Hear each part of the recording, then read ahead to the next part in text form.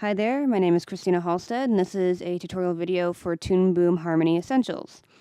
What I'm going to talk about here is the toolbars and a little bit about the settings. Last time I talked about moving the modules around, and now I want to talk about a second part of the modules, which is just as important, and that's the toolbars. And you can see toolbars are all over the place. What's nice about this, like I mentioned before with the modules, is that you can really move these toolbars around and put them wherever you want them to. So you got most of the sections are either to the side or above and below any particular window. So right here, we've got about 6 or 7 toolbars up here. We can actually drag and drop them all around this outside window. As you can see, I just pick it up by the little silver bar, and you can drag and drop them. You also have them inside these windows. Now, inside each window, usually there's a specific toolbar that pertains to only that window. And you can also add in toolbars that you can find in other places. You can do this by right-clicking on any of the gray areas. You'll see right now that I have camera view. That toolbar is right here. And I can also, if I want to, move the deformation. Let's go ahead and just move I'll move the playback.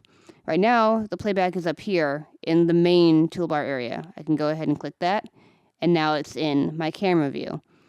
I can drag it to the side, to the bottom, and to the other side, but I can't actually drag it back into the main area. If I want to do that, I have to tell it to go back by right-clicking on the main area. If you want to, other bars, some bars don't show up initially. So let's say, I believe the timeline. Yep, the timeline's missing its bar.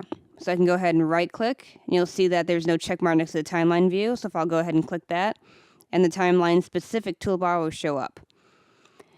Each toolbar can be modified. You can actually customize all of them except the main toolbar right here that has all of your general tools for using Toon Boom. I'm going to put that actually back over here. I like it over here. So for instance, the form toolbar. If I right-click on it, I can go to customize. In this case, as far as tools, all the 4 tools that it has for it are already displayed. These little sprockets are all scripts, except for the one little flash thing right there. Let's go to one that we can actually modify. Let's go to the camera view here. If I go to customize, you can see that on the left side, we have tools that are not yet in that toolbar. If we want to move tools over to that toolbar, we just simply click on the tool and use the little arrow to move it over. Once it's over here, you can actually use an up and down arrows to put it in whatever order you wish it to be. So now that delete option is now in my toolbar.